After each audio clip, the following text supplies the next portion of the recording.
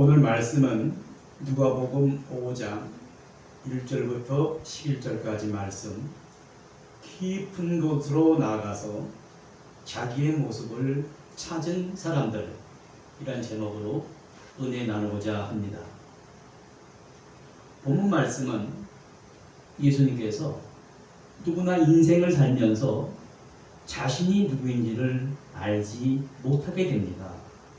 그러나 예수님께서 말씀하신 깊은 곳으로 나아가라, 그 말씀에 순종을 해서 자기를 찾은 사람들의 모습이 나옵니다. 이 새로운 교훈은 무엇일까요?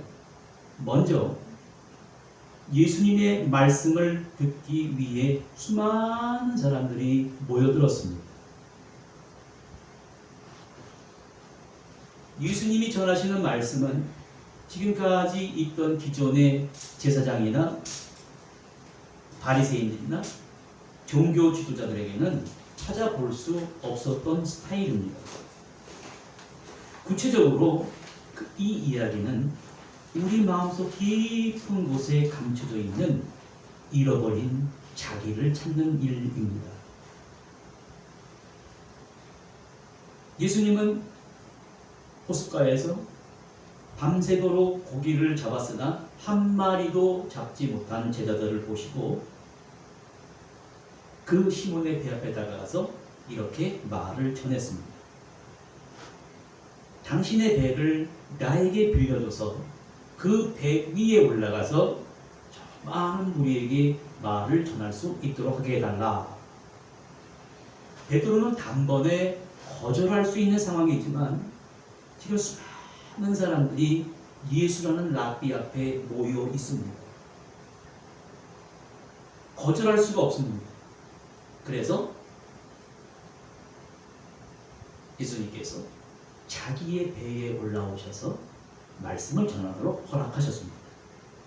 시몬의 배 위에 올라타시고 예수님은 지금 말씀을 증거하고 계십니다.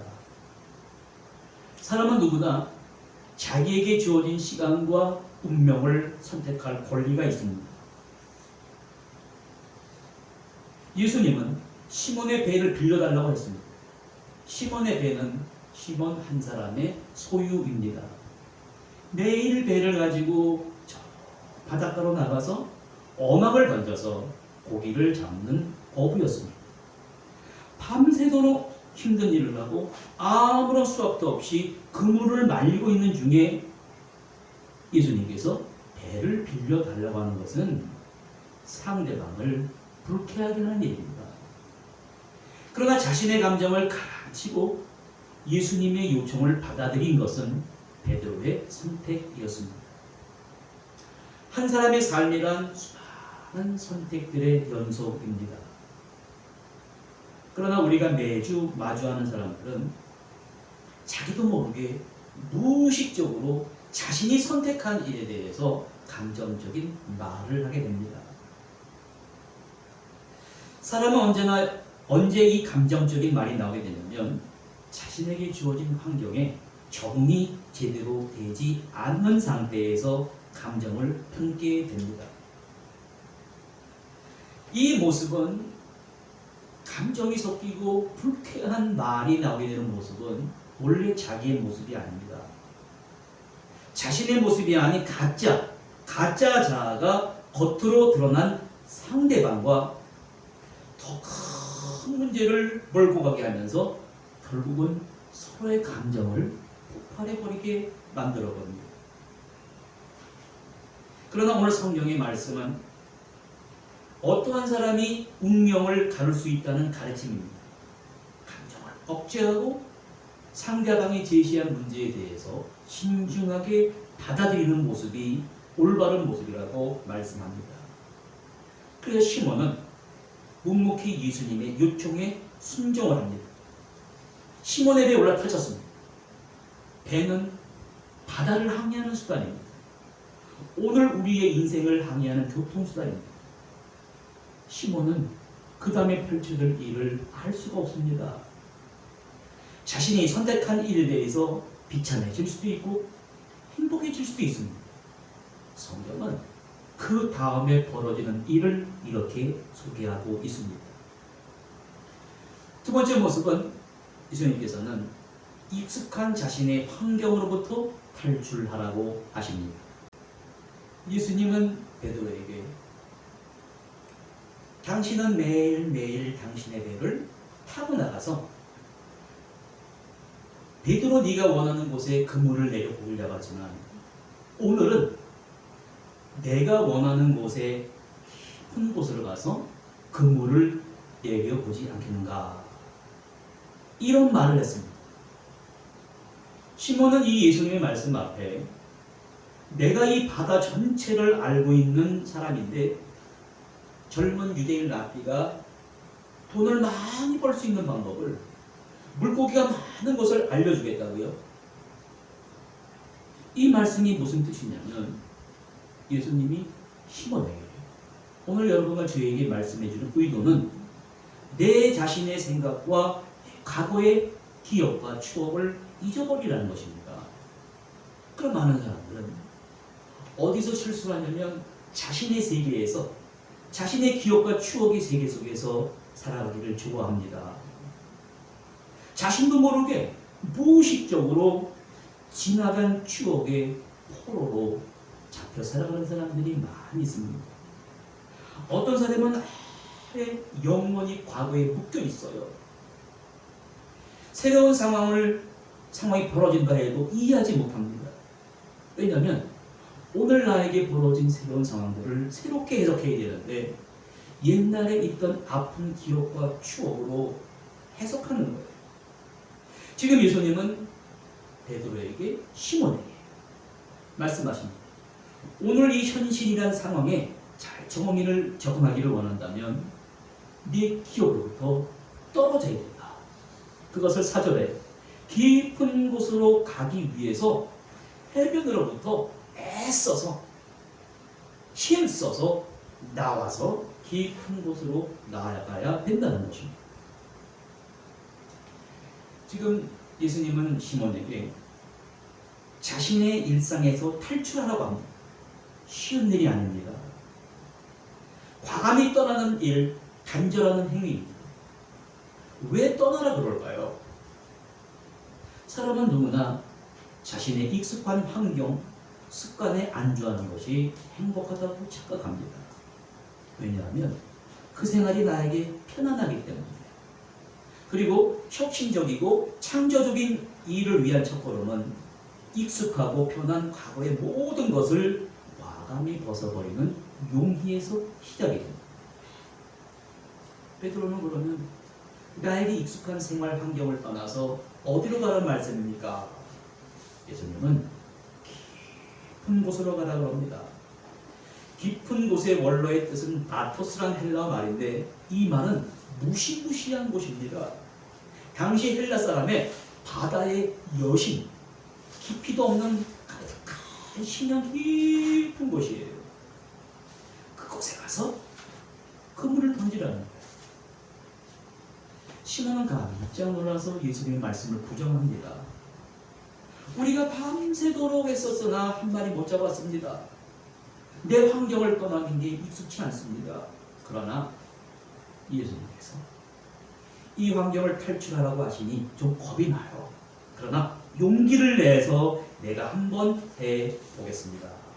이것이 바로 시몬의 답변입니다. 이렇게 말씀하시는 예수님의 의도는 무엇일까요? 사람의 삶의 흐름이라는 것은 앞에서 새로운 변신과 적응을 요구합니다. 그러나 변하지 않고 움직이지 않는 사물과 사람은 어떠한 이상과 비전도 갖지 못합니다. 진리는 변화하는 한에서 진리입니다. 지금 예수님께서 저 깊은 곳으로 가라는 하는 진정한 뜻이 무엇일까요? 그곳에 가서 그물을 던져야 네 목적을 이룰 수 있다라고 하는 그 진정한 의미는 무엇이겠습니까? 그 뜻이 있습니다. 무엇인가 인생의 가장 큰 수확을 얻기 위해 그물을 던지라는 것입니다. 무슨 일이 벌어졌습니까? 생각지도 않은 엄청난 광경이 눈앞에 펼쳐졌습니다. 예수님의 말씀에 그대로 순종하니까 수많은 고깃대가 그물에 걸려들어서 그물이 찢어질 지경이었다. 다른 친구들을 막 손짓하여 불렀습니다. 자기를 도와달라.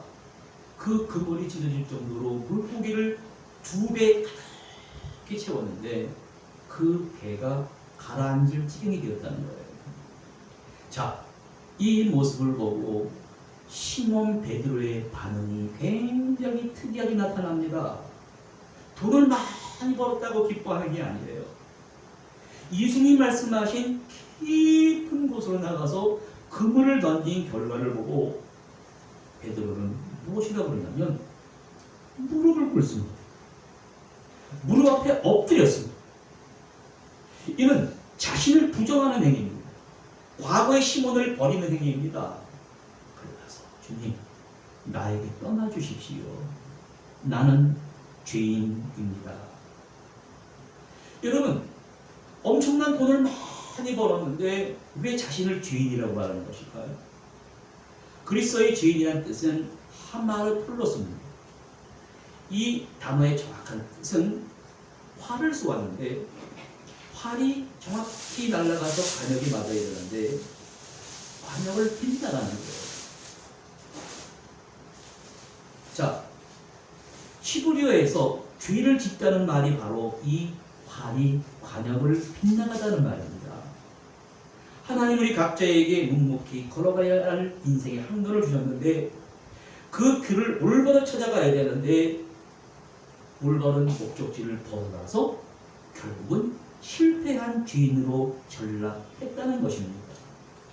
그것을 지금 시몬 베드로가 고백하는 것입니다. 오늘 시몬도 놀래고 시몬과 그의 베드로와 야고보와 요한도 놀래고 그 자리에 찾아온 수많은 사람들도 놀랐습니다. 이것을 알게 모르게 어떠한 것을 의미하냐면 자신이 만들어 놓은 삶의 경계와 한계 라인을 넘어야 일어날 수 있다는 것입니다. 사람들은 이 모습을 보고요 두려워 떨었습니다. 두려워 떠는 그들의 모습을 보시고 예수님은 말씀하셨습니다. 두려워하지 말라. 이제부터 너는 사람을 낚는 어부가 될 것이다. 이 친구들의 모습은 더 충격적입니다. 배를 육지에 댄 뒤 모든 것을 버리고 예수님을 따라갔다는 거예요. 매일 반복되는 이러한 예대한 질문이 숨겨져 있습니다. 오늘 당신은 한 번도 가보지 않은 깊은 곳에 가 보았습니까? 많은 사람들이 이 정답을 피하려고 합니다. 왜냐하면 그동안에 습관처럼 편안한 상황을 즐기는 거예요. 그걸 권태를 느낍니다. 권태라는 것은 일종의 정신적인 병이라고 합니다. 권태가 지겨워지는 거예요. 그러나 무의식적으로 자신에게 익숙한 환경에서 빠져버리게 합니다. 새로운 것을 전혀 시도하지 못하게 만들어 버립니다. 본문을 통해 우리가 알 수 있는 가장 중요한 것은 미지의 세계예요. 한 번도 경험해보지 못했고 예측도 할 수 없어서 좀처럼 그 세계에 발을 디디려 하지 않습니다. 자신도 모르게 뭔가 마음의 편견과 습관에 안주하다 보면 매일매일을 아무런 의식이 없이 무의식적으로 연명하게 됩니다. 모든 것이 무관심해지는 거예요. 자신이 익숙한 세계에 넘어설 때 권태를 극복할 수 있는 것입니다. 오늘 많은 사람들이 공부를 합니다. 공부를 왜 하는가? 자기의 경험의 세계만 옳다고 주장하기 위해 자신의 무기로 공격하고자 공부를 합니다. 학생들에게 공부를 왜 하냐 물어보면 좋은 직장을 갖고 자신의 어울리는 배우자를 만나고 경제적으로 여유로운 삶을 살기 위한 것이라고 대답합니다. 그러나 자연의 모든 동식물을 보면 그 탄생 과정과 성장 과정에는 신비한 것이 있습니다. 반드시 변신이 필요합니다. 애벌레가 나비가 되기 위해 준비 단계에 있습니다. 애벌레로 살기로 작정하는 순간 그것은 자연의 이치에 역행하는 것입니다. 그 자체가 죽음이에요. 마찬가지로 사람도 이러한 고치 상태에서 벗어나기 위해 각고의 노력이 필요합니다.